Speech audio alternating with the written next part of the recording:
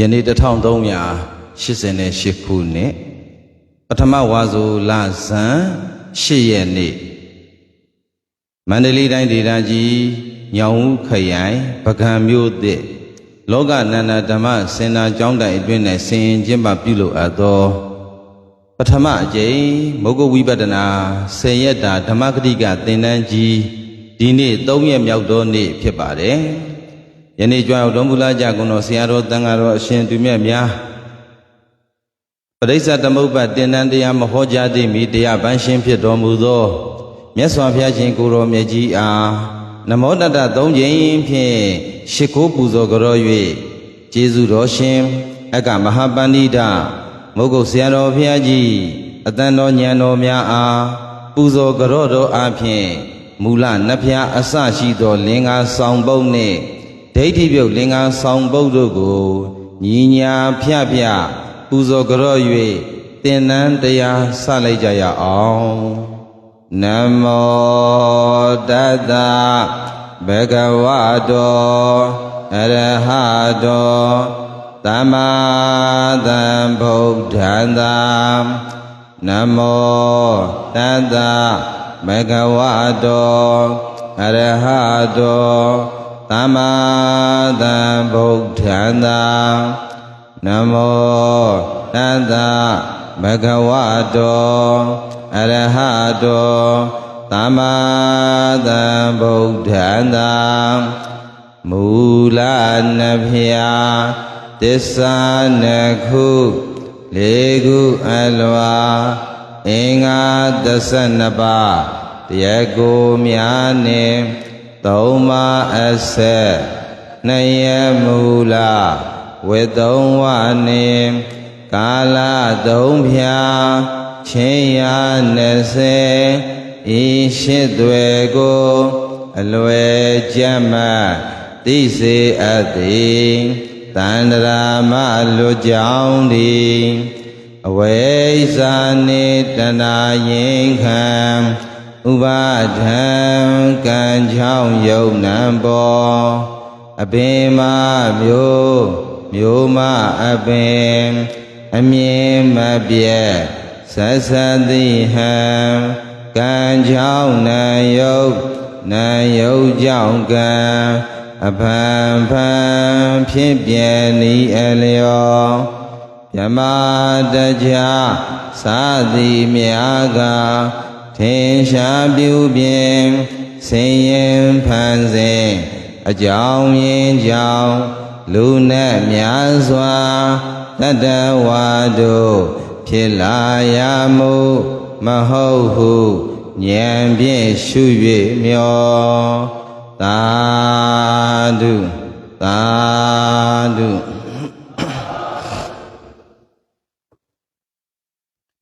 ကဲတပည့်တို့အသွဲဆိုယူလှည့်တာပေါ့ဗျာနော်အသွဲဆိုယူလှည့်တယ်ဆိုတာကဒါယောဂီတွေ9ရက်သာစခန်းဆိုရင်9ရက်အတိုင်းတာအထိအသွဲကိုသူတို့သိသွားလောက်တယ်9ရက်ဆိုရင်တော့ပို့ပြီးတော့သိတာပေါ့ဗျာ10ရက်ဆိုရင်တော့အတိုင်းနဲ့လွန်ပေါ့နော်ဒါဆရာတော်တို့ကတော့သိပြီးတာပဲဒါပေမဲ့လို့ဒီလိုကိုတွေ့လှည့်တဲ့အခါကျတော့အဲ့ဒါလေးတွေလှည့်ရမှာဗျာနော်နောက်တဲ့3ရက်လောက်ဆိုအဲ့လိုလေးလှည့်ကြည့်ပေါ့ဗျာဒီအခုလှည့်တဲ့ပုံစံမျိုးလေးစောက်ပိုင်းအခြေခံပြီးတော့မှတပည့်တော်15မိနစ်တာမိနစ်20ပေးမိနစ်20အဲ့ဒါမျိုးလေးစောက်ပိုင်းအခြေခံပြီးတော့ဟောကြည့်ပေါ့အကျင့်လေးရပါအောင်ကြက်တရားတော့ရပါတယ်ဗျာကျောင်းတိုင်ဘုန်းကြီးတွေကတော့ဘာဖြစ်ဖြစ်မဟုတ်လားဒီတရားတွေကြတော့ကြက်တရားမဟုတ်ဆိုမယ်နော်ဗျာမူလနတ်ဖျားဆိုသည်မှာအဝိဇ္ဇာနှင့်တဏှာတို့ဖြစ်ပါသည်ဖျားသစ္စာနှစ်ခုဆိုသည်မှာသမုဒယသစ္စာဒုက္ခသစ္စာသမုဒယသစ္စာဒုက္ခသစ္စာတို့ဖြစ်ပါသည်ဖျားလေးခုအလွာဆိုသည်မှာတတိကြောင့်တလွာပိစုပန်အကျိုးတလွာပိစုပန်အကြောင်းတလွာအနာကအကျိုးတလွာတို့ဖြစ်ပါသည်ဗျာအင်္ဂါ32ပါးဆိုသည်မှာ အဝိဇ္ဇာသင်္ခါရဝိညာဏယုတ်သာလယေရဏဖတ်တဝေဒနာတဏှာဥပါဒံကာမဘဝသာတိစရာမရဏတို့ဖြစ်ပါသည်ဖျားသုံးပါအဆက်ဆိုသည်မှာသင်္ခါရနှင့်ဝိညာဉ်တစ်ဆက်ဝေဒနာနှင့်တဏှာတစ်ဆက်ကာမဘဝနှင့်သာတိတစ်ဆက်တို့ဖြစ်ပါသည်ဖျားဝိသုံးဝါဆိုသည်မှာကိလေသာဝကာမဝဝိပါကဝတ္တုဖြစ်ပါသည်ဗျာကိလေသာဝသုံးပါးဆိုသည်မှာအဝိဇ္ဇာတဏှာဥပါဒံတို့ဖြစ်ပါသည်ဗျာကာမဝနှစ်ပါးဆိုသည်မှာသင်္ခါရနှင့်ကာမဘဝတို့ဖြစ်ပါသည်ဖျားဝိပါကဝ၈ပါးဆိုသည်မှာဝိညာဏယုတ်သာလယေရဏဖတ်တဝေဒနာသာတိစရာမရဏဥပပတ္တိဘဝတို့ဖြစ်ပါသည်ဖျားကာလသုံးပြားဆိုသည်မှာလွန်လေပြီးတော့အတိတ်ကာလယခုဖြစ်စေပစ္စုပန်ကာလနောင်ဖြင့်လက်တဲ့အနာဂတ်ကာလတို့ဖြစ်ပါသည်ဗျာချင်းရာ20ဆိုသည်မှာအတိတ်ကြောင့်ချင်းရာ5ပါးပစ္စုပန်အကျိုးချင်းရာ5ပါးပစ္စုပန်အကြောင်းချင်းရာ5ပါးအနာဂတ်အကျိုးချင်းရာ5ပါးတို့ဖြစ်ပါသည်ဗျာအတိတ်ကြောင့်ချင်းရာ5ပါးဆိုသည်မှာအဝိဇ္ဇာသင်္ခါရတဏှာဥပါဒံ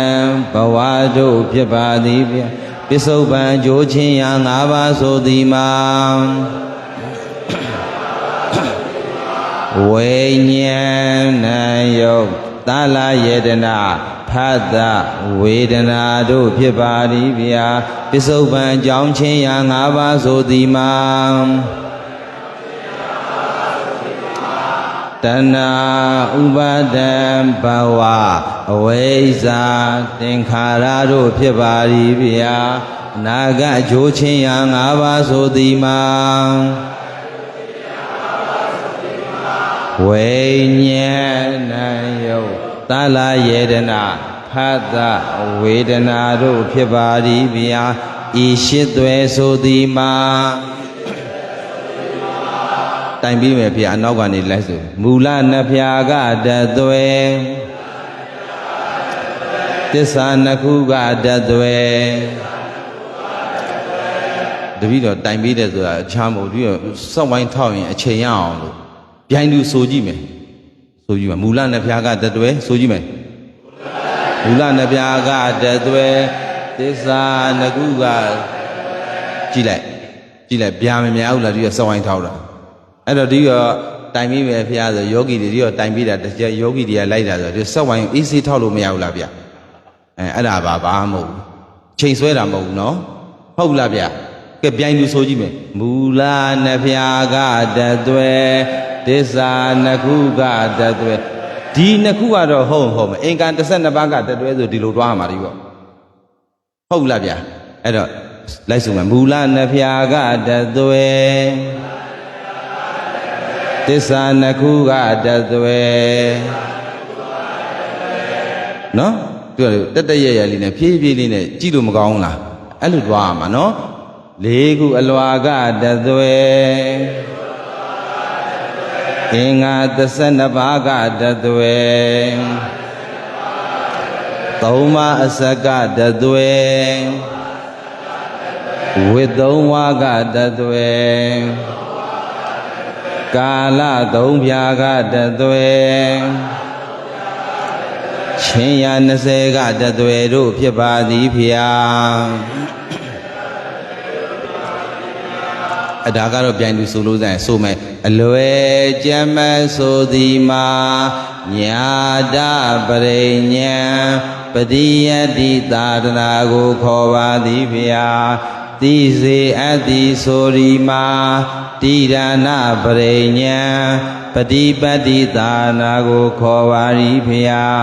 တန္တရာမလွတ်ကြောင်းဆိုသည်မှာပဟာနာပရိညာပฏิဝေဒသာသနာကိုခေါ်ပါသည်ဖျားဒါဒီအသွဲရှစ်သွဲကိုဆိုရိုးလေးကိုအဲ့လိုလေးလှည့်ပြီးတော့မှတပည့်တို့ဟောမဲ့အသွဲကိုမူတည်ပြီးတော့ဟောရမှာဒီနေ့သစ္စာနှစ်ခုဗာလဲဗျာသစ္စာနှစ်ခုပေါ့မူလနဲ့ဖြာပြီးတော့သစ္စာနှစ်ခုတသွဲသေးကိုပဲသင်တန်းပေးရမှာနော်အဲ့တော့ဒီရတော့ခုနကအလွယ်ကျက်မဲ့သိစီအတ္တိတန္တရာမလွတ်ကြောင်းကြီးဒါကတော့ပထမတစ်ရက်နှစ်ရက်တော့ယောဂီတွေကိုကြောင်းပေးရမှာပေါ့၃ရက်လောက်ကြတော့သူတို့လည်းသိပါပြီအလွယ်ကျက်မဲ့သိစေအတ္တိတန္တရာမလွတ်ကြောင်းအလွယ်ကျက်မဲ့ဆိုသည်ပါဆိုဒါဆိုသူတို့ရပြီလေပထမနေ့လွတ်ချင်းတော့ဒီတော့တိုင်ပေးရမှာနော်ကဲဆိုမယ်မူလနှစ်ဖြာသစ္စာနှစ်ခုနော်သစ္စာ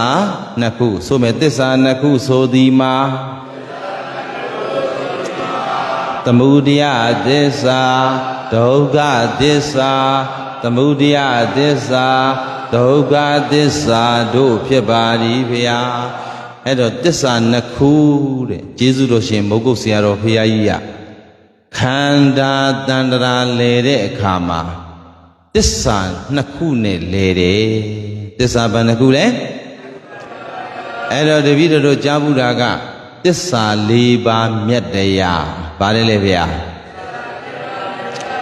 ကျေးဇူးရှင်မုဂ္ဂုတ်ဆရာတော်ဘုရားကြီးသစ္စာနှစ်ခုပဲစောက်ဝိုင်းထဲမှာထည့်ထားတယ်သစ္စာနှစ်ပါးကပြောင်းမနေဘူးလား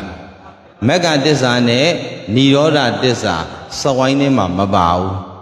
ဆရာတော်ဘုရားကြီးကတန်တရာလဲတာဘာနဲ့လဲတယ်လဲဆိုတာကိုရေးဆွဲထားခြင်းဖြစ်ပါတယ်ဗျာတန်တရာလဲတာသမုဒယသစ္စာ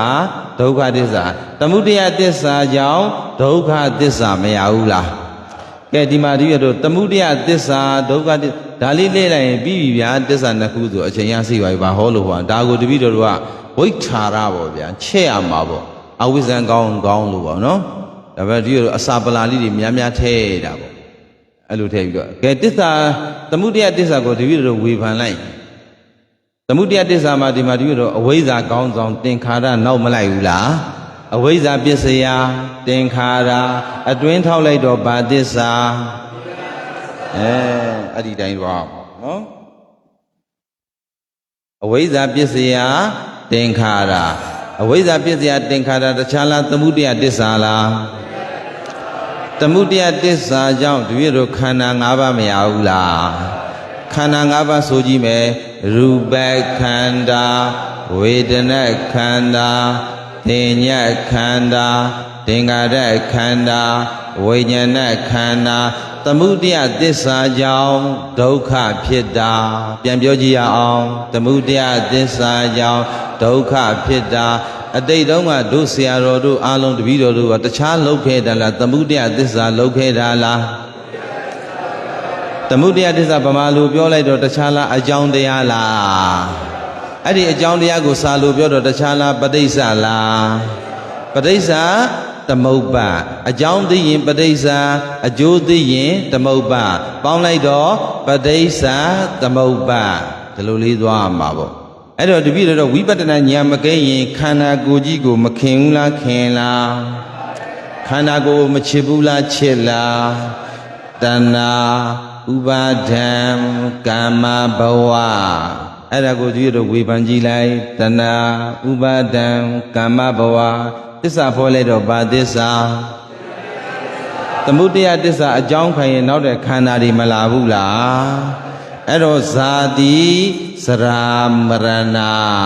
သမုဒယကြောင့်ဒုက္ခဖြစ်တယ်နောက်တဲ့ပစ္စုပန်မှာသမုဒယထက်လို့ရင်နောက်လာမဲ့ခန္ဓာဒီလည်းပဲတခြားလားဒုက္ခသစ္စာလားသမုဒယသစ္စာဒုက္ခသစ္စာသမုဒယသစ္စာဒုက္ခသစ္စာသစ္စာဘယ်နှခုနဲ့လဲဘဝတဏ္ဍာတစ်ခုတည်းဟုတ်ရဲ့လားဘဝပေါင်းများစွာမလဲခဲ့တာလားလဲခဲ့တာလားပဋိစ္စသမုပ္ပါဆက်ရဟကြီးလဲနေရင် ချမ်းသာမာလားဆင်းရဲမာလား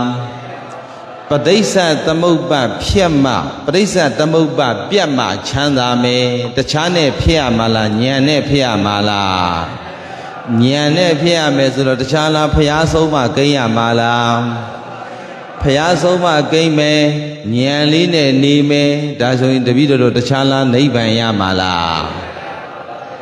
အကြောင်းဆရာတော်ဘုရားကြီးကတော့ဒီသမုဒယတစ္ဆာနဲ့ဒုက္ခတစ္ဆာအဲ့ဒီတစ္ဆာနှစ်ခုကိုအယုတ်တစ္ဆာနှစ်ပါးလို့ဒီလိုပြောရတယ်ဗျာမိတ်နာတယ်အယုတ်တစ္ဆာနှစ်ပါးပါတယ်လေဗျာနောက်တစ်ခုထပ်ပြောအမိုက်တစ္ဆာနှစ်ပါးပါတယ်လေအယုတ်တစ္ဆာဆိုတော့ယုတ်ညံ့တာကိုပြောတာနော်ဗျာနော်အယုတ်တစ္ဆာနှစ်ပါးတဲ့အဲ့တော့ဒီတော့တစ္ဆာ၄ပါးမှာဖွဲ့လိုက်တော့အမျက်သစ္စာကနှစ်ပါးရှိတယ်အယုတ်သစ္စာကနှစ်ပါးရှိတယ်အမျက်သစ္စာကမက်ကနဲ့និရောဓအမျက်သစ္စာနှစ်ပါးကအမျက်သစ္စာနှစ်ပါးကမက်ကနဲ့និရောဓအယုတ်သစ္စာနှစ်ပါးကသမုဒယသစ္စာနဲ့ဒုက္ခသစ္စာတပည့်တော်ကျေးဇူးရှင်မဟုတ်ကုတ်ဆရာတော်ဘုရားကြီးကသစ္စာနှစ်ခုလို့ပဲစဝိုင်းထဲမှာရေးဆွဲထားတယ်အဲ့ဒီသစ္စာနှစ်ခုနဲ့ပဲတန်တရာမလဲဘူးလားလဲလားဗျာအဲ့လိုလေးတပည့်တော်ကိုယ့်အနေကိုကြောင်းပြီးတော့မှသစ္စာဆိုတဲ့အရာလေးကိုတပည့်တော်ကဆရာတော်တို့ကယောဂီတွေကိုပြောပြမှာပေါ့နော်အဲ့တော့သစ္စာဆိုတာအတိတ်ပစ္စုပန်အနာဂတ်ပါတယ်လေဗျာအတိတ်ပစ္စုပန်အနာဂတ်အဲ့ဒီကာလ၃ပါးလုံးမှာမှန်တယ်တဲ့နော်ကာလတိုင်းမှာမှန်တယ်ပေါ့ဗျာနံပါတ်1လေးရေးလိုက်ပါပြီးတော့ကာလပေါ့ကာလတိုင်းမှာမှန်တယ်ဒီလိုလေးရေးပေါ့နံပါတ်1ကာလတိုင်းမှာကာလလေးရေးလိုက်ပေါ့ဗျာနံပါတ်1ကာလဆိုသိပါပြီအတိတ်ပစ္စုပန်အနာဂတ်အဲ့ဒါကာလပဲအတိတ်တုန်းကလည်းပဲတို့ယောဂီသူတော်စင်တွေဒီလိုဟောမှာဆရာတော်တို့ကဟုတ်ဘူးလားဗျာဆရာတော်တို့ကအတိတ်တုန်းကတခြားလားသမုဒယလောက်ခဲ့တာလားတခြားလားသမုဒယနဲ့လာတာလားအတိတ်တုန်းကခန္ဓာတွေရောမရခဲ့ဘူးလားရခဲ့တဲ့ခန္ဓာဒီအိုမယ်နာမယ်သိမယ်မမှန်နေဘူးလားပစ္စုပန်မှာလည်းပဲခန္ဓာ၅ပါးမရတာဘူးလားရတဲ့ခန္ဓာ၅ပါးဒီလည်းပဲအိုမယ်နာမယ်သိမယ်မှန်မနေဘူးလားဗျာနောင်လာမဲ့အနာဂတ်ခန္ဓာဒီလည်းပဲတခြားလားခန္ဓာပဲလားခန္ဓာရရင်နေရမှာလားသိရမှာလားအိုမယ်နာမယ်သိမယ်ဒါကြောင့်သူ့ကိုကာလတိုင်းမှာမှန်တယ်အဲ့ဒါလေးကိုနည်းနည်းချက်ဟောပေါ့တပည့်တော်ရှေ့ဆက်သွားမယ်နော်အကျယ်ကြီးမဟောတော့ဘူးပြီးတဲ့အခါမှာတပည့်တော်ကာလဒေဒနံပါတ်1ကဒေဒလို့မှတ်လိုက်ဒေဒတိုင်းမှာမှန်တယ်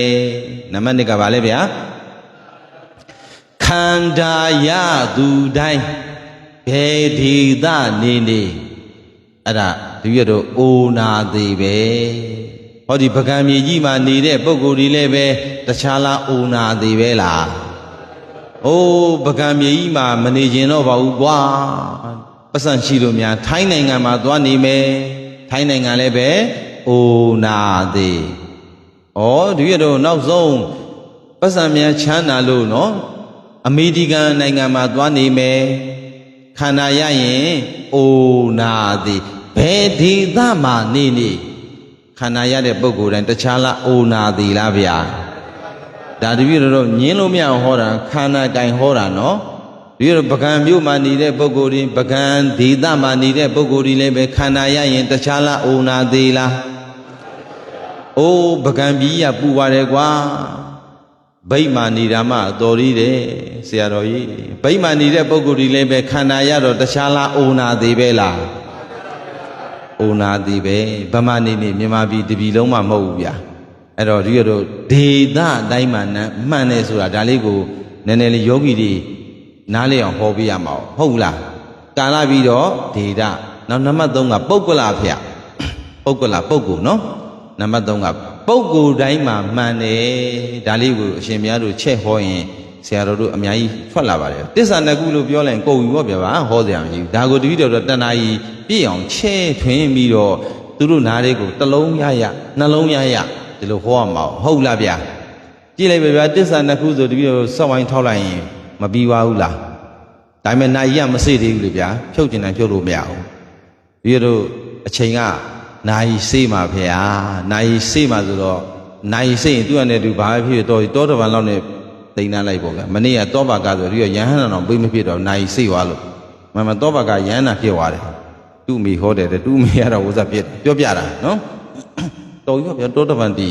တပည့်တော်တို့လည်းဘာတီတော်ပြီလဲတပန်းနှစ်ပါးပဲထွက်တယ်ကျန်တဲ့ဆရာတော်တွေကကြောင်းဆောက်အောင်မယ်ကြည့်ရတာတောတပံတီလည်းကြောင်းဆောက်လို့ရပါတယ်ဗျအနာဂံအထိမရဘူးလားအနာဂံကြမှာ तू ကနဝကံမှာမကင်တော့တာလေတပည့်တော်တို့အခုကင်တယ်ဆိုတော့ဘာမှမဖြစ်သေးလို့ကင်နေတာဗျာရှင်းလားဗျာဒီကအနာဂံတီဝရင်ဥပုပ်မြဲသွားပြီလေဗျဝိထုငွေမကင်တော့ဘူးလေဆရာတော်တို့မကင်တော့ဘူးဆင်ကြည့်ရတာအမဲကင်နေတဲ့ဩအနာဂံမဖြစ်ချင်သေးဘူးပေါ့အနာဂံမဖြစ်ချင်တဲ့ဒီရရောက်အောင်ပို့ပါရှင်ဗျာတို့ပို့မှာတောင်းနေကြမှာအနာဂံဖြစ်ချင်လားမဖြစ်ချင်လားဆိုတာစဉ်းစားပေါ့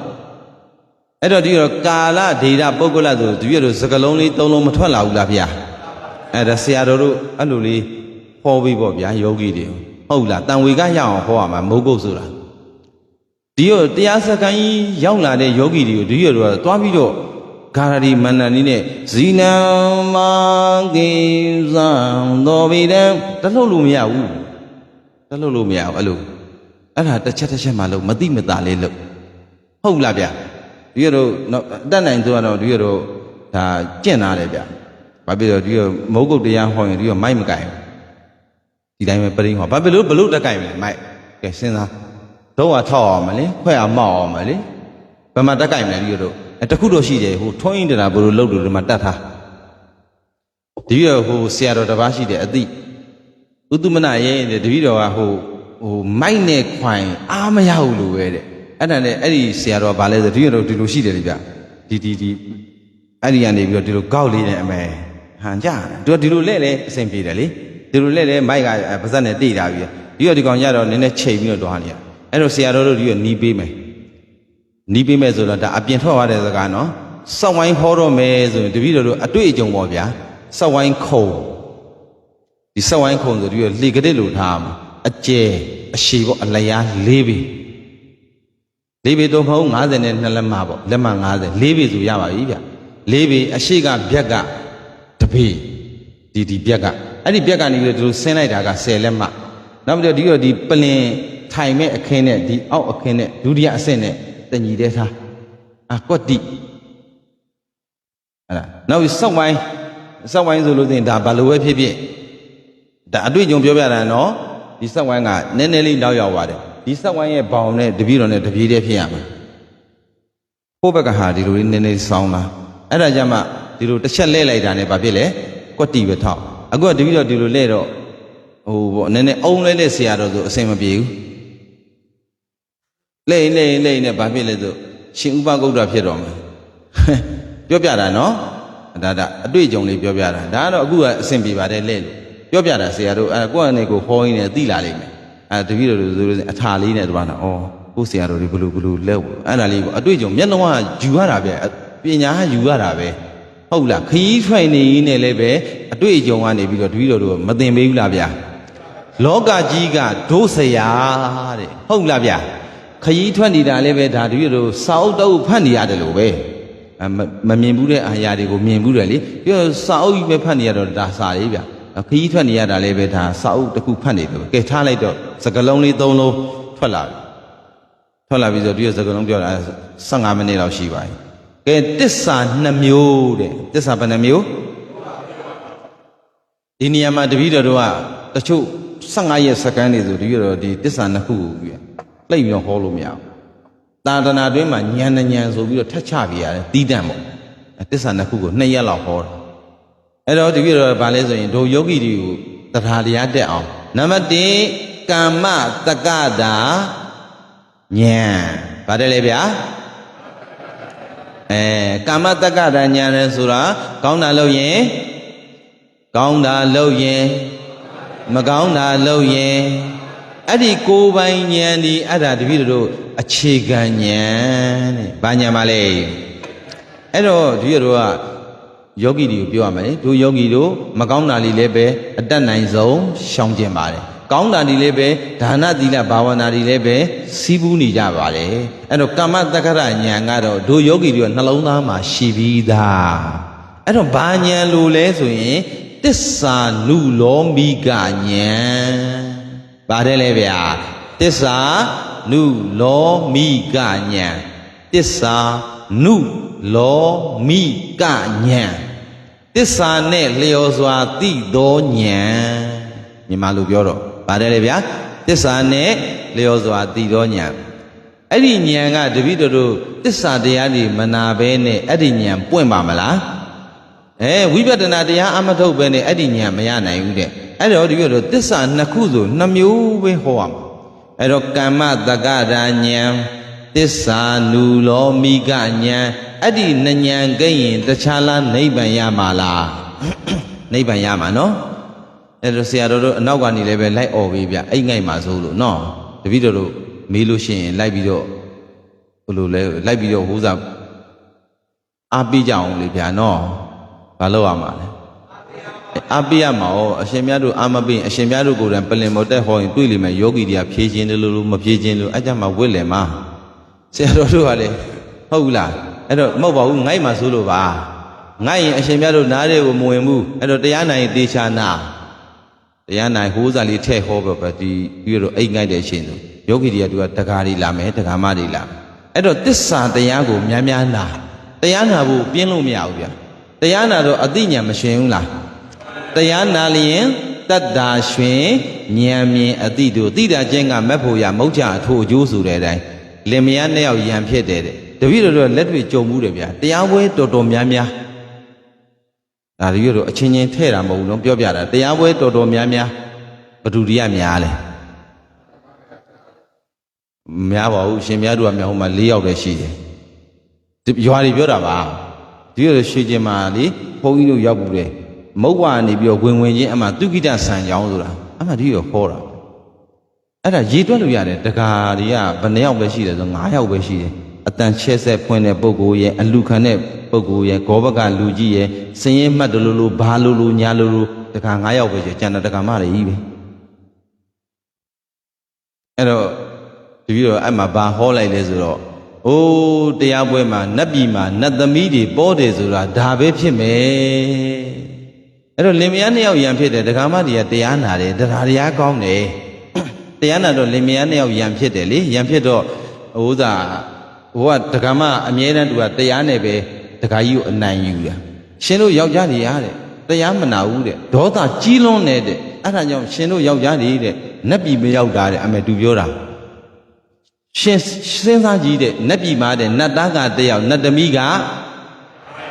တစ်ဖက်900တော့လုပ်လေဗျာတစ်ဖက်ဘယ်လောက်လဲတစ်ဖက်900ကြည့်လေတဲ့ကျန်တဲ့999ယောက်ကအပယ်ကြကုန်တာတဲ့မဲသူကစာနဲ့ပေနဲ့ကင်ဟောတာတခါကြီးဘာမှမပြောနဲ့တရားမနာဘူးကျန်တဲ့999ယောက်ကဘယ်ရောက်ကုန်တာ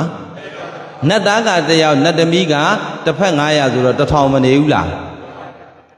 တခါကြီးကတရားမနာတော့ပြန်မပြောတတ်ဘူးငြိမ်ပြီးတော့ခံတယ်အဲ့ဒါမကြည်နဲ့ဘူးလေဗျာနောက်နေ့ကျတော့အဲ့ဒါဖုံးရောက်သွားတဲ့အခါကျအရှင်ဘုရားနဲ့တပည့်တော်မိမနဲ့ခုနေ့ကစကားအခြေတင်ပြောတာနတ်ပြည်မှာတစ်ဖက်900တဲ့နတ်သမီးတွေယောက်ျားတွေကနတ်သားတွေက1ယောက်တည်းတဲ့ကျန်တဲ့999ယောက်ကအပေကြကုန်တယ်လို့ပြောတယ်ဆိုတော့အရှင်ဘုရားဟုတ်သလားတဲ့သူတို့ပြောတယ်ရှင်တို့ယောက်ျားတွေရာတဲ့ဗါတယ်လေဒေါသကြီးတော့အပေကြကုန်တာတဲ့ဟုတ်သလားဆိုတော့ဘုန်းကြီးက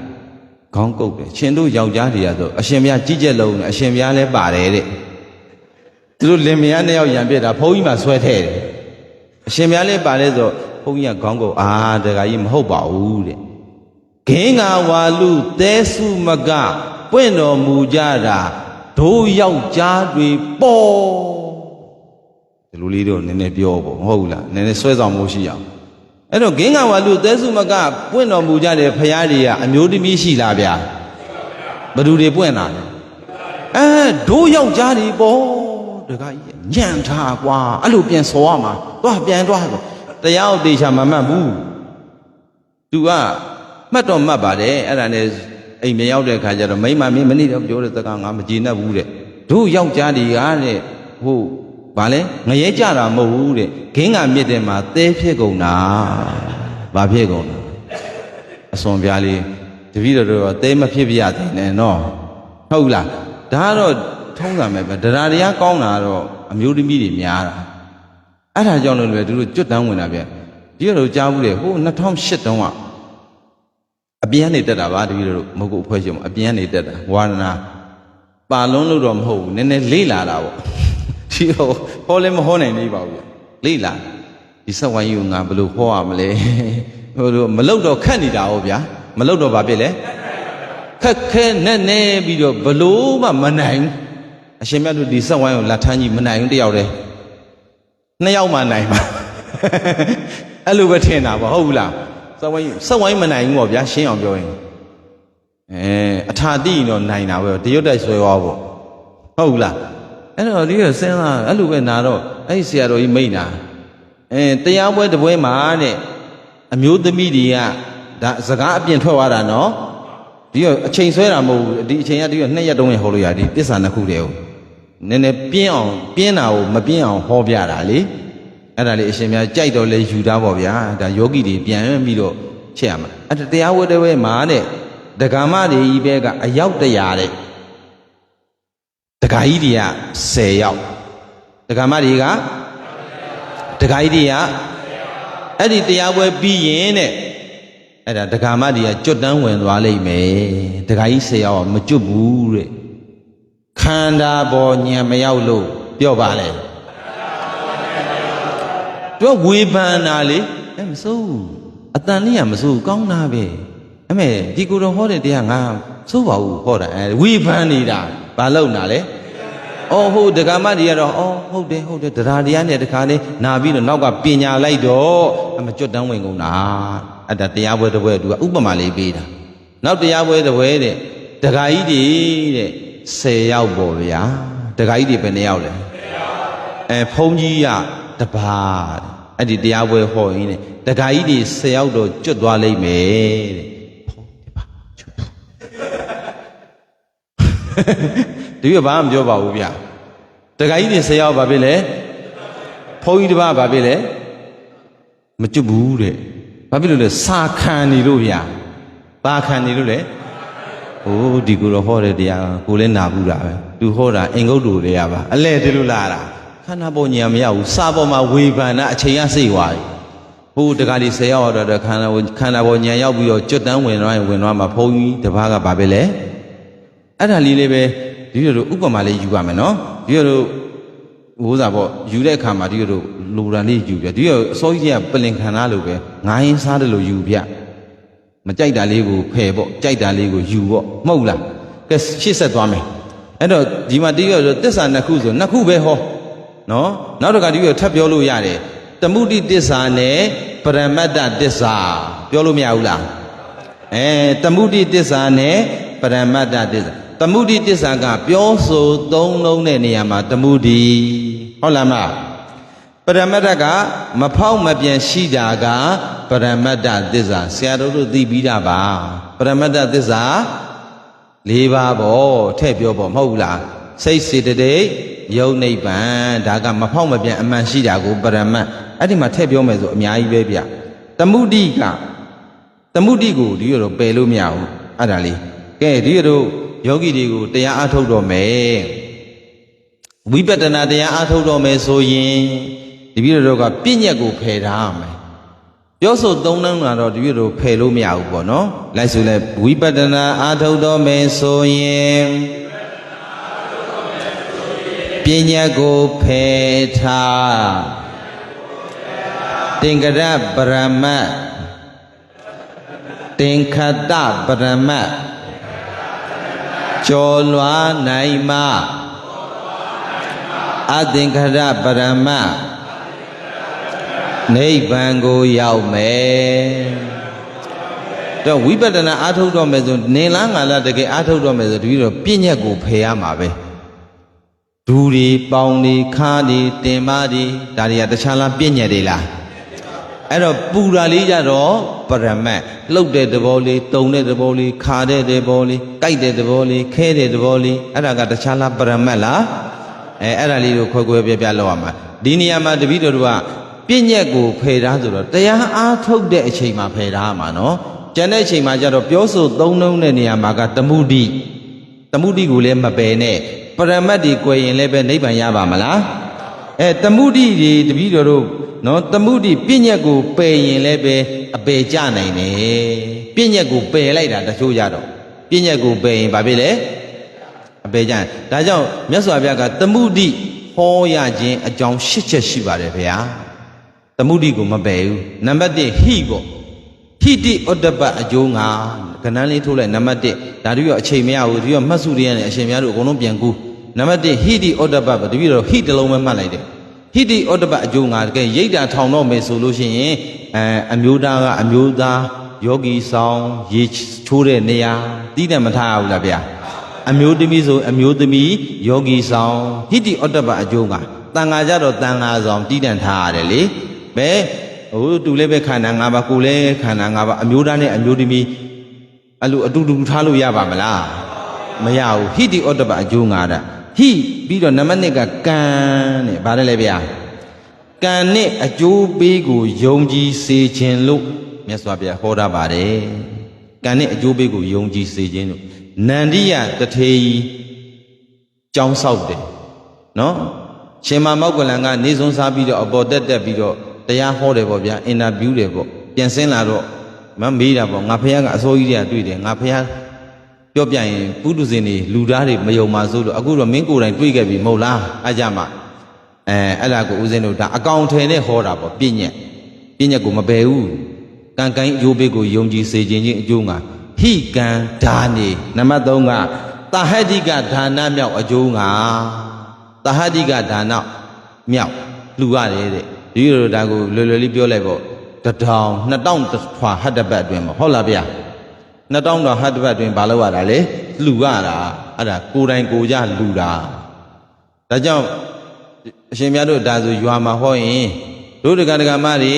ဆွန့်ကတ်တော်မယ်ဆိုရင်ဘုန်းကြီးတွေကရှေ့တိုးလို့ပြောတာအလကားမဟုတ်ဘူးအကတ်မမြောက်မှာဆိုလို့ဟုတ်တယ်မလားရှေ့တိုးခိုင်းတာလေဘုန်းကြီးတွေကလက်ကောက်တွေဆွဲကြိုးတွေလူမှာမဟုတ်ဘူးအကတ်မြောက်အောင်လို့တာဟတိကဒါနမြောက်အကျိုးကအဲ့လိုဒီတော့နာမည်လေးနဲ့ညွတ်ပြီးတော့ပေါ့ဗျာဥဘဒုဒေါ်ဘဒုတို့ရဲ့တဏိတာဆွန်အလူရှင်ဒီလိုလူရတာတချို့ကလုပ်နေတယ်အဲ့လိုမှမဟုတ်ဘူးဆိုလို့ချင်းအရှင်များရပါတယ်ဗျာတပည့်တော်တို့ကစေတနာပြတ်ပြီးတာပါဘလို့ပဲဖြစ်ဖြစ်နော်ယုံနဲ့နံနေဇွန်တနတ်စာအစဉ်ပြေပါမလားဒါဒီတော့ပြည့်ညက်ကိုပယ်လိုက်တာပဲဟိုခန္ဓာ၅ပါးယုံနဲ့နံပဲကွာပယ်လို့မရဘူးနာမည်ညွတ်ပြီးတော့နော်ဟိကံဓာနေနံပါတ်4ကကံကြီး5ပါးမထိုက်စေဖို့အကျိုးငါပင်စန္ဒနိယကံပေါ့ဗျာဟုတ်တယ်မလားကံကြီး5ပါးမာတုကာရကကံပိတုကာရကကံအရဟန္တကာရကကံတန်ခဗေဒကကံလောဟိတုပ္ပါဒကံဟုတ်တယ်မလားဒီတော့တရားအထုတ်တော့မယ်ဆိုရင်အဲ့ဒီကံကြီး5ပါးမထိုက်ဘူးဆိုလို့ရှိရင်အဲ့ဒီပုဂ္ဂိုလ်တွေကတရားရနိုင်တယ်ဘယ်လောက်ပဲမိုက်နေပါသေးရှင်လူလဲလူရတို့အင်္ဂုလီမာလာကြီးဖျားတွေမတွေ့ခင်မှာလူတွေတတ်တယ်လက်ညိုးတွေဖြတ်တယ်မိုက်တာပဲမမိုက်ဘူးလားဗျာနောက်ဆုံးတစ္ဆာတရားနဲ့တွေ့တော့မကျွတ်သွားဘူးလားအမေမတတ်သေးရင်တော့ရနေတယ်တရားရနေတယ်အဲ့တော့ဆရာတော်တို့ကယောဂီတွေကိုမေးပေါ့တို့ယောဂီတို့အဖေတတ်ဘူးလားအရှင်မြတ်တော့ယောဂီခဏလို့မတတ်ဘူးပါဘူးဖျားပေါ့ဗျာအမေတတ်ဘူးလားယဟန္တာကိုတတ်ဘူးလားတန်ဃာတိန်ထဲမှာဟိုဘက်၄ဘက်ဒီဘက်၄ပါးမတည့်အောင်ဂုံချောဘူးလားဘုန်းကြီးအတင်းတော့တုတ်ဘူးတာပေါ့အဲ့လိုပြောဟောအဲ့ဒါဖမ်းတာလေးဗျာဒီဘုန်းကြီးကဘာလဲကွာစွန်းနေကိုတခါတည်းဟိုးစားကြတော့ချမကြွေးဘူးသူတို့ဧည့်တယ်လာတော့ဝတ်တိုင်းနေနဲ့ချကြွေးတယ်ငါတို့ရွာသားတွေကြတော့ပုံရင်ကြီးနဲ့ချကြွေးတယ်ဒီလိုလာတာဟုတ်ဘူးလားဟိုဘက်ရွာကဘုန်းကြီးများချကြွေးလိုက်ရင်တခါတည်းဝတ်သားနဲ့ငါတို့ရွာဘုန်းကြီးများချကြွေးလိုက်ရင်အာလူကရောသေးတယ်အသိမတော့ဘူးလားရွာတွေကတပည့်တော်တို့လည်းတော်သားပါဗျာရွာသားပါပဲရွာတွေရဲ့ဓလိကအတင်းတုတ်တယ်အပြိုင်ဆိုင်ရှိတယ်နောက်ဆုံးပြိုင်တရားမရှိရင်ဘုံကြီးပြန်တော်မှပြိုင်တယ်ဗျာတောင်ကျောင်းနဲ့မြောက်ကျောင်းနှစ်ကျောင်းဟုတ်တယ်မလားဒီတော့မြောက်ကျောင်းဘုံကြီးပြန်တော်မူတယ်ပြန်တော်မူတော့ဩငါတို့ဆရာတော်နောက်ဆုံးပူဇော်ခြင်းပဲလေဆိုတော့အမှဥစီတို့ တောင်ချောင်းဘုန်းကြီးတော့မှတ်ထားအောင်ဘယ်ဘုန်းကြီးပြန်တော်မူအဲ့ဒါရွာသားတွေကသူတို့ကအင်းကျူတွေထက်ဇက်တွေထက်စီစီကားကားပေါ့ဟိုဘက်ရွာကြည့်မြောက်ကျောင်းဘက်ကဒကာဒကာမတွေဘာလို့လဲအေးပေါ်လေတဲ့မင်းတို့ဘုန်းကြီးပြန်တော်မူတော့လှုပ်ထားအောင်ပေါ့လေငါတို့ဘုန်းကြီးပြန်တော်မူရင်ဒီတဲ့ဘက်ကမတူမြောက်ကျောင်းဘုန်းကြီးကနှာတော်မစီသေးဘူးမပြိုင်ဘူးလားပြိုင်လားပြိုင်စရာမရှိဘုန်းကြီးပြန်တော့ပြန်တော်မူတယ်အဲ့ဒါတော့မှပြိုင်ကြတယ်လေဒါရွာတွေရဲ့ဒလိပဲအဲ့ဒါတွေပါထဲဟောပေါ့လာလီပေါ်ပြတယ်ဟုတ်လားဗျကဲရှစ်ဆက်သွားမယ်အဲ့ဒါပင်စန္ဒနိယကံဆိုအကြည့်ချဲ့ဟောလို့မရဘူးလားဗျအကြည့်ချဲ့ဟောဒါဒီအကျဉ်းလေးပဲနောက်နံပါတ်6ပုပ္ပေနိဝါဒနုဒ္ဓတိဉာဏ်အကျိုး9ဟမ်နံပါတ်5ပြမစိုးတရား၄ပါးနဲ့နေခြင်း9မေတ္တာပို့တာဟုတ်တယ်မလားနံပါတ်5နော်အဲ့လိုလေးထောက်ပြီးပေါ့ဗျာနံပါတ်4ပြီးတော့နံပါတ်5တပြီးတော့အချိန်ကနိုင်ကြည့်နေတော့မြန်မြန်လစ်မှရမယ်15မိနစ်ပဲကျန်တော့တယ်2ရက်လောက်ဟောမှအဆင်ပြေမှာဗျာနော်သမုဒိတစ္ဆာ2ရက်လောက်ဟောအဆင်ပြေတယ်ပြမစိုးတရား၄ပါးအကျိုး9အဲ့တော့အလူရှင်နေကျမ်းမာကြပါစေချမ်းသာကြပါစေတပည့်တော်တို့မေတ္တာပို့တာလေသူကနဲ့သူယူသားဗျာဒီမှာကျတော့ဥဝိသကနာဘာပို့လဲဆိုဤစွန်းခွဲနေစင်ပွဲနေပတ်တဲ့များအလူရှင်များကျမ်းမာကြပါစေချမ်းသာကြပါစေဝေယဝိသပြုတဲ့ပုဂ္ဂိုလ်များကျမ်းမာကြပါစေချမ်းသာကြပါစေဒါလည်းကောင်းတာပဲတကြောင်တကာတာတရွာတပုတ်ဆန်းဒီလိုရန်ကုန်ကပုပ္ပယုံကျောင်းဥဒိဋ္ဌာကြီးပို့တဲ့မေတ္တာဒီရောနောက်ဆုံးတစ်ခုလေးကိုအယံသဘောကြတာဒီရောပို့ပြမယ်သူပို့တဲ့မေတ္တာလေနောင်နေ့မှလည်းဒီနေ့လိုပဲလူမြဲလူနိုင်ကြပါစေပြောကြည့်လိုက်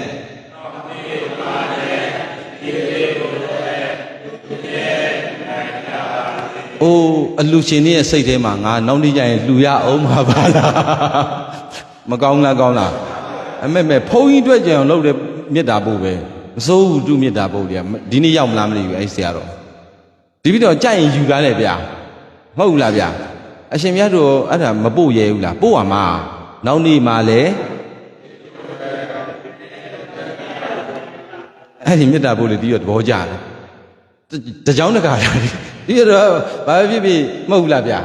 ဟုတ်လားဆရာတော်တံဖြူဆရာတော်မကြိုက်ဘူးလားဒီမေတ္တာပို့လေအဲ့လိုလေးလုပ်လေရှင်များနောက်နေ့မှလည်းအဲ့ဒီအလူရှင်ကနောက်နေ့သူဘာပဲဖြစ်ဖြစ်မလူတိတိုင်တော့စဉ်းစားရတာပါနော်နံပါတ်5ရှိပါပြီအဲ့လိုလေးပေါ့ဗျာနာမည်လေးညွတ်ပြီးတော့မေတ္တာပို့ရတာဟုတ်လားယုံနံနေကျမ်းမာကြပါစေချမ်းသာကြပါစေပို့လို့ရပါမလားမရဘူးလေနာညွတ်ပြီးတော့အမာကံဂောသနာကာမိဣမတမိန်ကာမိန်ဟုတ်တယ်မလားဣမတမိန်ကာမကိတေဟုတ်တယ်မလားဒီလိုလေးတွေတွားတာဟုတ်ဗျနောက်နံပါတ်6ကပုပ္ပေနိဝါဒနုဒ္ဓိညာအတိတ်ကိုစောင်းပြီးတော့ဟောရင်မြတ်စွာဘုရားကငါဖယားမြောင်မင်းဖြစ်စဉ်တုန်းကဟုတ်တယ်လားပုံနာဖြစ်စဉ်တုန်းကအကောင်ထဲနဲ့ပုဂ္ဂိုလ်နဲ့မဟုတ်ဘူးလားဗျအဲ့ဒါကြောင့်ပုပ္ပေနိဝါဒနုဒ္ဓိညာအတိတ်ဘဝကိုသူပြန်ဟောပြီးတော့အကောင်ထဲနဲ့ဟောတာနံပါတ်8ကလောကအသုံးလုံးနဲ့နံပါတ်8ကဘာလဲလောကအသုံးလုံးကိုမပယ်စေခြင်းအကျိုးငါနံပါတ်9လေအလူကံပုဂ္ဂိုလ်ရွေးချယ်စစ်စစ်ခြင်းအကျိုးငါအဲ့လိုလေးထောက်ပြပြတပည့်တော်ကလည်းနာရီရတော့စိတ်တော့ဘယ်လိုလုပ်အောင်မလဲတစ္ဆာနှစ်ခုကမပြီးသေးဘူးနံပါတ်9ကအလူကံပုဂ္ဂိုလ်နော်မဟုတ်ဒီကဆရာတော်တို့ပေးကျင်တာပါမဆုတွေအများကြီးပေးကျင်တာဒါတပည့်တော်ကဒီလိုလေးမပြောတိုင်နဲ့ဆရာတော်တို့ဟောတမှုတိရှစ်ချက်ဆိုတာဘာလဲမဟုတ်တတ်မှာဆိုဒီလိုလေးဟောရမှာဟောပြီးတော့ဒီတခုခုနဲ့ပြန်ချုပ်ပြမယ်ဆရာတော်တို့နံပါတ်9ကအလူကံပုဂ္ဂိုလ်ရွေးချယ်စစ်စစ်ခြင်းအကျိုးကအလူကံပုဂ္ဂိုလ်တစ်ကြိတ်လေးတလိ္ဆန်တော့မပါဘူးလားဒီနေရာမှာတပည့်တော်လှူတဲ့နေရာမှာခွေးအကောင်တရားကိုလှူတာတဲ့လူမိုက်တရားကိုကျွေးတာကပုံမြတ်တယ်အများကြီးထွက်လာပြီစကလုံးတွေနိုင်ပို့လို့မရဘူးလားပြောပြတာ14ရောက်လုံးကိုအောင်ပြောတနိုင်ပြီွာတော့ဟုတ်တယ်မလားဗျအဲ့ဒါဆိုအဲ့ဒါဒီကတော့ခွေးအယောက်အကောင်တရားကိုကျွေးလူမိုက်တယောက်ကပို့ပြီးတော့မြတ်တယ်ခွေးအကောင်တရားကတရားမရနိုင်လူမိုက်တယောက်ကိုကျွေးရင်သစ္စာတရားနဲ့တွေ့ရင်ကြွတန်းဝင်နိုင်တယ်အင်္ဂုလိမာလဖះနဲ့တွေ့တော့မကြွဘူးလားအဲ့လိုလေးထဲဟောနံပါတ်8လောကအသုံးလုံးပေါ့မပယ်စေခြင်းအကျိုးငါလောကအသုံးလုံးယောက်ျားမိန်းမပုဂ္ဂိုလ်တ attva ဖယားပစ္စည်းကဗုဒ္ဓယဟန္တာသီလရှင် နော်ဆရာတော်ဦးစင်းကိုရင်ဟုတ်တယ်မလားဗျာအဲ့ဒါလောကအသုံးလုံးနောက်ပြီးတော့ဒီတို့ကြက်သားဝက်သားဘဲသားကုန်းမောင်ကြီးကျော်နော်ဘာလဲဖုံးပြီးတဲ့ဟာလေးဝိုင်းပြောကြပါအောင်ဗျလုံကြဲပြောဒီမှာဒီမိုက်တွေကနေပြန်ပြောပြရမှာပို့ပြရမှာဗာလိဗျာငပိတောင်ဖုံးရတယ်လေနေလေကငပိတောင်မရှိတရားကိုပြောတောက်ကျော်တဲ့ကုန်းပေါင်ကြီးကျော်တောက်ကျော်တဲ့အဲ့ဒါတွားပြီးကြားယူပေါ့ဗျာအဲဝေယဝိဇ္ဇတွေပါကြားရတာဝတ္တာပေါင်းတဲ့ဘဲကင်းတဲ့ရှင်မြတ်မရှိတာတွေရှောက်မပြောနဲ့မမကြီးငဲကင်ရတော့ဟိုရန်ကုန်ပြန်ဆင်းမရမှာကဲဒါ8မျိုးအဲ့ဒါတမှုကြီးခေါ်ကြရင်ရှင်အဲ့ဒါဒီကလောကအသုံးလုံးကိုပယ်လို့မရဘူးတချို့ကြတော့အဲ့လိုပယ်ရင်သူကပြဉ္ချက်ကိုပယ်ရင်အပယ်ကြမှာပြဉ္ချက်ကိုပယ်ရင်ပရမတ်တွေကွယ်နေရင်လည်းပဲနိဗ္ဗာန်ရပါမလားအဲ့ဒါလေးပြောပြီးတော့ဒီစကလုံးတစ်လုံးနဲ့ပြန်ချုပ်ပြဘုရားဒီကကမ္မထမ်းဆရာတွေကဆရာတော်တို့လိုစာတတ်တဲ့ဆရာတော်ကြီးတွေကကမ္မထမ်းမဟုတ်ဘူးလေဗျာစောက်ဝိုင်းမထောင်ဘူးလေကိုတိုင်းလည်းထိုင်ရမှကြောက်တော့မလုပ်ကြဒူကြီးတော်တွေလည်းကြောက်ခဲ့တာပဲအဲ့တော့ဟိုစာမတတ်ပေမတတ်တဲ့ဟိုအသက်ကြီးမှဝဲလာတဲ့ဟိုဆရာတော်ကြီးတွေကတက်ပြီးတော့ဟောနောက်ကမ္မထမ်းဆရာတွေမရှိတော့လူပုဂ္ဂိုလ်တွေပါဟောအဲ့မှာသူကကမ္မထမ်းဆရာကလူပုဂ္ဂိုလ်တွေဗျအဟောကောင်းအပြောကောင်းဒါပေမဲ့သူ့မှာမရေကြီးရဲ့မရင်ကမိန်းမ2ယောက်တောင်တယ်အေးပေါ့အပြောကောင်းမှတော့2ယောက်တောင်ရှိပြီပေါ့အပြောကောင်းလို့ဘာကောင်းလို့လဲအမေအရှင်မြတ်တို့တမနောက်နဲ့တအိမ်ထဲမှာအတူထားတာလေ2ယောက်သူ့ရဲ့စီယုံကြီးကပေါ်တော့မဟုတ်ဘူးဒါပေမဲ့သူ့ဝိုင်းပြီးတော့ယောဂီတွေအမှတ်ပေးကြတာပြောနေကြတာအနာဂံတဲ့ဗါတယ်လေဗျာအနာဂံတည်နေပြီတဲ့အနာဂံကြီးတဲ့အနာဂံကြီးကမိန်းမ2ယောက်ရှိပါမလားစဉ်းစားလေစာမတက်တဲ့ပုဂ္ဂိုလ်ကဝိုင်းမြောက်တော့သူ့အတူတော့မြောက်နေပါပေါ့အဲ့ဒါနဲ့ဒီတိုင်းပဲနေလိုက်ပြီးဟိုမရင်ကြီးနဲ့မရင်ကအိုးသူတို့ယောက်ျားတရားဟောတာလေးကုသိုလ်ရတယ်ငါတို့လည်းပဲဘာပဲဖြစ်ဖြစ်ထောက်ပံ့ပေးရတာကောင်းပါတယ်ဆိုပြီးတော့နေတာပေါ့အိမ်မှာပဲအဲ့လိုပဲလှည့်ပတ်ပြီးတော့ဟောရိတ်တာတစ်ခုမှခလေးမနေတယောက်နဲ့တန်ရုံးစင်ဖြစ်ပြန်ရောတဲ့မဖုံးနိုင်မဖိနိုင်ဆိုတော့အိမ်မှာရှိတဲ့အကြီးနဲ့အငယ်နဲ့ငိမ့်နေမှလားပြေးလာမှလားဩအဲ့လိုလောက်တာအဲ့တော့အဲ့ဒီအချိန်မှလေးဘ누구ကအတန်ထွက်လဲဆိုတခါလိုက်ကြီးကအတန်ထွက်တာတွေ့လားသူတို့ရဲ့ရင်သွင်းဖြစ်ကိုဗျာမခံစားနဲ့မုတ်တာဝေစားနိုင်မဲ့ဗါတယ်လေဒါကြီးရတော့အဲ့ဒါပြေးလိုက်တော့ရိတ်တာရောက်တဲ့ခါကျတော့တခါတည်းဩကုသူရစီတော့သူ့ကိုကောင်းကောင်းမွန်မွန်လွတ်တာဒီရောက်တော့လေဟင်ဒင်းကမနေနိုင်ဘူးဆိုမရေကြီးရောမရေငယ်ကောတက်ညီလက်ညီတယောက်တစ်ချက်ဝိုင်းကျွေးတာခေါင်းတွေပေါက်ဝါတခါတည်းနှစ်ဖူးတွေကွဲရိတ်တာကြီးမှရှုမကောင်းနော်ကြည့်မကောင်းရှုမကောင်းဖြစ်တော့အဲ့ကြမှာသူ့ရဲ့ယောဂီတွေကအမှတ်ပေးတာကောက်ချက်ချ။အိုးငါတို့ကမ္မထမ်းစီယာအခုမှအနာဂံတည်တယ်။ဘာတည်ပါလဲ။ခုမှအနာဂံတည်ဒါဟာတာပါဗျာဘာမှမဟုတ်ပါဘူး။အဲ့လိုလေးဟောရင်လေဒါမတိမတာလေးပေါ့ဗျာမဟုတ်လား။ဒါရိုင်းဆိုင်တဲ့စကားလုံးလေးကြတော့မထည့်နဲ့ပေါ့နော်။ဒီကအခုပြောတဲ့အလုံးမျိုးဆရာတော်တို့ပြန်ပြီးတော့ဟောမယ်ဆိုဟောလို့မရဘူးလား။မိုးကုတ်တွေကပြင်းစရာကြီးအဲ့လိုမှမဟုတ်လို့ဆိုရင်အရှင်ဘုရားတဏှာကြီးပြည့်အောင်မနေ့ဟောရမှာနော်အဲ့တော့နောက်တစ်ခုပတိရောပေးမယ်နော်ဆရာတော်ဘုရားကြီးရဲ့ဟိုစာရွက်လည်းမပါဘူးဗျာစာရွက်နော်ဒီရောလေစာရွက်လေးနဲ့သူကအခြေခံပြုဆရာတော်ကြီးရဲ့စာရွက်တွေမှာရှိတယ်လေဖြစ်ပျက်သည်များသင်္ခါရဒုက္ခသစ္စာမှဖြစ်ပျက်မှုတွင်ငါခေါင်ထင်ခင်မင်သမုဒိယမှယုံနာအားလုံးဖြစ်ပျက်သုံးချုပ်ဆုံးနိဗ္ဗာန်မှချုပ်ဆုံးမှုတွင်ငါကောင်ထင်ခင်မင်သမုဒိယမှဒီနှလုံးခဏချလိုက်မယ်ဒီနေရာမှာတပည့်တို့ကသစ္စာနှစ်ခုဆိုရင်မဲ့လို့ဝိပဿနာမဲ့ခင်ကိုပွားများလိုက်ရင်တဲ့သစ္စာ၄ပါးလုံးစိုက်ရဒီနေရာမှာတပည့်တို့တစ်ခုပြဟောစဉ်เนาะဒီလိုတွားမှာပေါ့เนาะဘယ်လိုတွားမလဲတပည့်တို့ဟောစဉ်ဖြစ်စဉ်ဖြစ်စဉ်ကိုပုံဟောရမှာဖြစ်စဉ်ဟောစဉ်ကျင့်စဉ်ဘယ်နှခုလဲဗျ၃ခုဖြစ်စဉ်ဟောစဉ်ကျင့်စဉ်ဒါလေးတော့ပြောရမှာဖြစ်စဉ်ရယ်ဟောစဉ်ရယ်ကျင့်စဉ်ဖြစ်ဟောကျင့်ပေါ့ဗျာသုံးလုံးပဲမှတ်လိုက်အဲ့ဒါကြတော့တပည့်တော့ခွက်နေသွားမယ်နော်နံပါတ်1ဖြစ်စဉ်နဲ့ဖြစ်စဉ်ကိုဒီမှာကြည့်လိုက်လေဆရာတော်ဘုရားကြီးရဲ့သစ္စာနှစ်ခုတိုင်းပဲသမုဒယကြောင့်ဒုက္ခဖြစ်တာဗါလဲဗျာဒါဖြစ်စဉ်ပေါ့သမုဒယကြောင့်ဒ ဒုက္ခဖြစ်တာဒါတပည့်တော်ဖြစ်စဉ်အဲ့တော့တပည့်တော်တော့မက္ကတစ္ဆာပွားရင်တော့ဖြင့်တခြားလားနိဗ္ဗာန်ရမှာလားအဲ့ဒါတစ္ဆာ၄ပါးပဲအဲ့တော့သမုဒယနဲ့ဒုက္ခကအယုတ်တစ္ဆာ၂ပါးမက္ကနဲ့និရောဓကအမျက်တစ္ဆာ၂ပါးဟုတ်ပြီနော်ဒါဖြစ်စဉ်ဆိုတော့တပည့်တော်မှတ်လိုက်တော့သဒုမနိဒီလိုအတူမှတ်လိုက်သဆိုတော့သမုဒယတစ္ဆာဒုဆိုတော့ဒုက္ခတစ္ဆာမဆိုတော့မက္ကတစ္ဆာ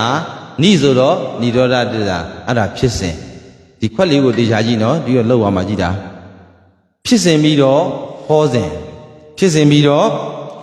ဟောစဉ်ကြတော့တပည့်တော်တို့ဘယ်ကနေစဟောရလဲဒုက္ခတစ္ဆာကစဟောရကြည့်လိုက်ခွက်ကိုကြည့်တာရေးလဲရေးပြီးခွက်ကိုကြည့်ဖြစ်စဉ်တော့သမုဒယဖြစ်တယ်မလားဟောစဉ်ကြတော့ဘယ်ကစဟောရမှာလဲဒီခွက်ကိုရှေ့ဖို့မကြည့်ရတော့ကြားခွက်ရှိပြီလို့ပဲဒုက္ခတစ္ဆာကစဟောရတယ်ဘာစဟောရလဲအဲ့ဒီဒုက္ခတစ္ဆာကိုဟောမှသမုဒယကိုပယ်နိုင်မှာပေါ့ဘာကိုပယ်နိုင်မှာလဲသမုဒယပယ်နိုင်မှនិရောဓတစ္ဆာရမယ်မဟုတ်လားအဲ့ဒီនិရောဓတစ္ဆာရဖို့အတွက်တခြားလားမဲ့ခင်အာကိုရမှာလား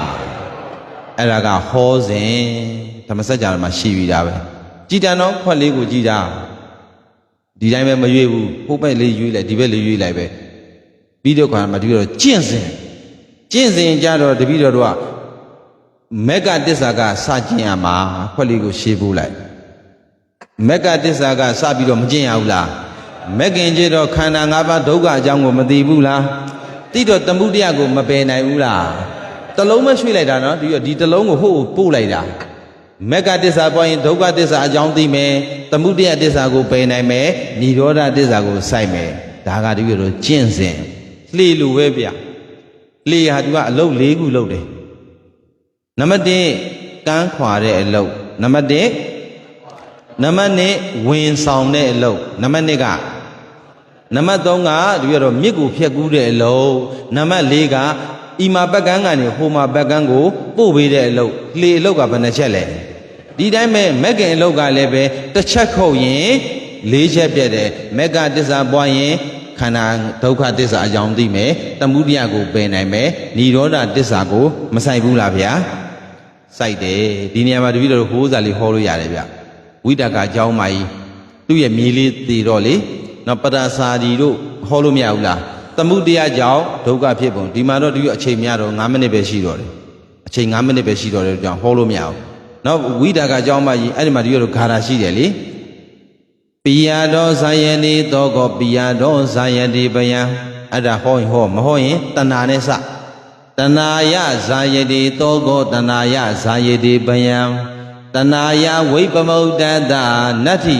တောကောကုတောပယံအဲ့ဒါလေအနက်လေးပေးပြီးတော့ချက်ထွင်ပြီးတော့ဟောမယ်ဆိုရင်အချိန်ကြီးမထွက်လာဘူးလားအဲ့ဒီကာရာဒီအတွက်ပဲသမုဒယကြောင့်ဒုက္ခဖြစ်ပုံဟုတ်ဗျာအဲ့တော့ဒီပြတော့ကသမုဒယကြောင့်ဒုက္ခဖြစ်ပုံဆိုတော့ဘုန်းကြီးနေသမုဒယဖြစ်ရင်ဘုန်းကြီးဒုက္ခရောက်မှာသီလရှင်နေသမုဒယဖြစ်ရင်ဒကာကြီးတွေသမုဒယဖြစ်ရင်ဒကာမကြီးတွေသမုဒယဖြစ်ရင်အဲ့ဒါလေးတော့နားလေထားပေါ့ဗျာအဲ့ဒါမှဒီပြတော့နောက်ဘယ်ဝိတုထည့်မလဲဆိုတော့အတ္တကမင်းကြီးနဲ့ဥပရိမိဖုရားဝိတုထည့်ဟောလို့မရဘူးလားဥပရိမိဖုရားကြီးအလှပြင်းတယ်လေအတ္တကမင်းကြီးကသူ့ရဲ့မိဖုရားကိုချစ်လိုက်တာဗါတဲ့တော့တုံးလို့ဆွတ်တုံမလိုက်ဗျာအမှကြက်တလောက်တုံမလိုက်အဲ့ဒီအကြောင်းတွေဟောလို့မရဘူးလားဟိုကတော့နောက်ချီးပိုးနဲ့မပြောနေဘူးလားအကြောင်းလဲသိလဲသိရောဒီအလောင်းကောင်ကြီးကိုထားမလားကန်ချမလားအဲ့ဒါပဲလေသမုဒယကြောင့်ဒုက္ခပြင်အဲ့ဒါဒီထဲဟောအကျယ်ချဲ့ဟောတပည့်တော့အတူလေးပဲ9မိနစ်လေး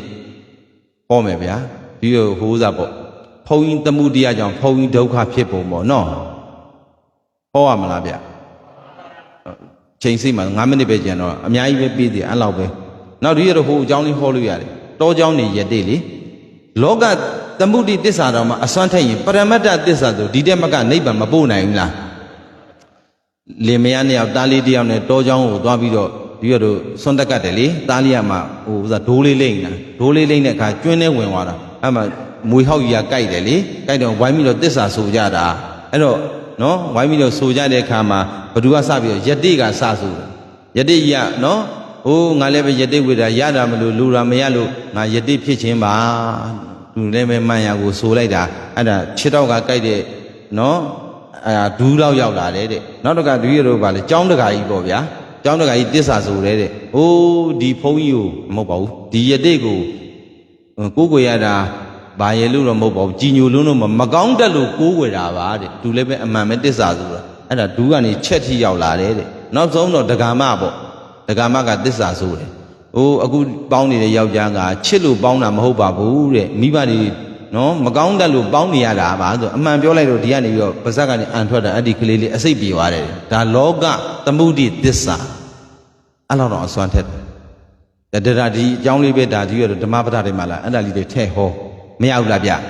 ျသမုဒိယကြောင့်ဒုက္ခဖြစ်တာကဲတပည့်တော်အတူလေးပဲ9မိနစ်ပဲကျန်တော့တဲ့အတွက်ဘုံကြီးသမုဒိယကြောင့်ဘုံကြီးဒုက္ခရောက်ပုံလေးပဲနည်းနည်းလေးပဲတင်ပြရှင်ပြတို့ဒါလမ်းကြောင်းလေးပြီးပြီနော်ဘေဝတ္ထုဘေဝတ္ထုထဲဖို့ဆိုတာပြောပြီးပြီအဲ့ဒါကိုအာဘောပါမူတည်ပြီးတော့ကိုယ့်ကုံတွေချက်စားဟုတ်ပဲကြက်သားတော်ပြီးတော့တယောက်ကိုတပိတ်တာပေးမှာဟောဗျာကိုယ့်အနေကိုကင်ပဲစားသားဖုတ်ပဲစားသားလှော်ပဲစားသားချက်ပဲစားသားစုပ်ပြုတ်ပဲစားသားအစိမ့်ပဲစားသားမဟုတ်လားကိုလက်ရပေါ်မှာမူတည်ပြီးတော့ကိုကြိုက်တာကိုချက်ပေါ့ဟုတ်လားအဲ့ဒီတဘောပဲဗျာနော်အဲ့တော့ဒီရတို့ဆရာတော်ဒီဘုန်းကြီးတမှုတရားကြောင့်ဖြစ်ရင်လေဘုန်းကြီးဒုက္ခရောက်မှာဟိုတုန်းကတဲ့ဘုန်းကြီးနဲ့ဘုန်းကြီးကတော့ပြောမယ်ဆိုရင်အလှတန်းနေတယ်ဗျာသူရတဲ့နဝကမ္မလည်းဒင်္ဂခက်ဒင်္ဂတူရတော့အကျွေခက်ပေါ့ဆရာတော်တို့လည်းမိမှာပေါ့အကျွေခက်လေးတွေမမိဘူးလားဗျာဝါတော်25ဝအထက်ဆိုမိတယ်ဗျာမမိဘူးလားဝါ20အထက်မိတယ်ဗျာပြီးတော့ဝါ20လောက်ဆိုတပြည့်တော့တစ်ချက်ငါးမှုမသုံးခဲ့ရဘူးလားငယ်ငယ်တော့အဲ့ဒါဒင်္ဂခေသူကစုလာတာတပိတ်တည်းစုလာတာတပိတ်တည်းစုပြီးတော့အဲ့ဒါကိုသူကဟိုကြောင်းလေကားအောက်မှာသူမြုပ်ထားတာဗျာဟိုကပ္ပိယတွေလည်းစိတ်မချအောင်ကပ္ပိယတွေလည်းခိုးမှကြောက်တော့ဘုန်းကြီးအဲ့ဒါစိတ်မြအဲ့ဒါယူဆွဲပြီးတော့ပြန်တော့အဲ့ကြောင်းမှာဘုန်းကြီးတရေဖြစ်တာမကျွတ်ဘူးလေဗျာနောက်တော့ကြောင်းနိုင်ဘုန်းကြီးအသစ်တင်အဲ့ဘုန်းကြီးမနေနိုင်အောင်နဲ့အဲ့ဒီကြောင်းနိုင်ဘုန်းကြီးတရေကပြန်တော်မူသွားတဲ့တရေကြီးကတခါလဲ6တာအမျိုးမျိုးမနေနိုင်အောင်လုပ်တာပေါ့ဗျာတပားပြောင်းသွားတယ်တပားတင်လိုက်ပြောင်းသွားတပားတင်လိုက်ဘုန်းကြီးကမမြင်ကြောင်းကြီးကတခါလဲခေါင်ခေါင်ဖြစ်နေတာနောက်တော့သီလဓမ္မာတိပညာနဲ့ပြည့်စုံတဲ့ယဟန်တော်လေးအမြဲတမ်းစရဏအဲ့ဒါလေးကိုအားထုတ်တဲ့ကိုတော်လေးကရောက်လာဤမှာပဲ့ရွာကနေဟိုမှာပဲ့ရွာကိုသွားဖို့အတွက်တညကျိန်းဆက်ဖို့အတွက်ဘောဘကတွေကိုခွင့်တောင်းတာအရှင်များကျိန်းပါဒါပေမဲ့သူတို့ရဲ့အကြောင်းအရာဆိုရင်လည်းပြောပြတယ်ရှင်များအကြောင်းကြီးကဖုန်းကြီးမရှိဘူးဒါပေမဲ့လို့အဲ့လိုလေးပေါ့ကြောင်းနိုင်ဖုန်းကြီးကမကျွတ်ဘူးဗျာညကြရင်ဘယ်ကိုတော့မအိတ်နိုင်ဘူးအရှင်ဘုရားမဟုတ်ဘူးတခါကြီးတို့အိမ်မှာတော့ဥစဉ်မအိတ်ဘူးသမုဒ္ဒရာနဲ့မအိတ်ချင်ဘူးဒီမှာပဲအိတ်မယ်ခေါင်းတွေဆောင်းနေပဲပို့ပြီးအကောင်းပါပြီဘုရားအဲ့ဒါနဲ့ဗာလိညာလေးပြောပြီးတော့အဲ့ဒါဂောပကကြီးကပြောတယ်အရှင်ဘုရားတဲ့မနေ့ကျရင်တပည့်တော်ဆွန်းကပ်မှာပါဘုရားပြန်ကန်ကြီးနှုတ်ဆက်သွားတယ်ဂောပကအရှင်ဘုရားတဲ့မနေ့ကျရင်တပည့်တော်ကတ်တဲ့ဆွန်းလေးတော့ဖုံးပြီးသွားအောင်တဲ့ညကျရင်တရေနဲ့တစ်ပတ်လုံးဒီကိုတော့ထပြေးမှာဆိုလို့လေသူပြန်ကန်ကြီးနှုတ်ဆက်တဲ့စကားလုံးနဲ့အရှင်ဘုရားတဲ့မနေ့ကျရင်တပည့်တော်ကတ်တဲ့ဆွန်းလေးတော့ဗာလေလေအဲ့ဒါနဲ့ဗာပြောပဲဟိုကိုတော့လေည7 နာရီလောက်တည်းတွေ့ချလိုက်တာဟေတုပစ္စည်းအာရမဏပစ္စည်းအဓိပတိပစ္စည်းအနန္တရတဲ့အကုန်လုံးရွတ်တော့ဖျားတော်နဲ့ဒေါင်းဒုက္ခကြီးနဲ့ဒါဒီမျိုးတော့ကျန်းကနေမှလည်းကိုယ့်အနေကိုဖြစ်တယ်လို့လေတာပေါ်တော့ဗျာအဲ့ပိုးစုံကြီးကနေပြီးတော့ခရမ်းကြီးနီလုံးအောင်လည်းပြီးတော့ဘောလုံးတော့ဟာအကြီးဇောဝိုင်းတော့6တာဟိုကိုတော့အေးသေးပဲပဋ္ဌာန်းရွတ်တော်မပြတ်တယ်နောက်တော့ဟာဒီကိုတော်ကြီးကိုငါဘာနဲ့မှ6လို့မရပါလားဘယ်ရမလဲ तू ကစရဏအာကောင်းတမာတိအာကောင်းတယ်လေ तू ကသူ့ရဲ့စိတ်က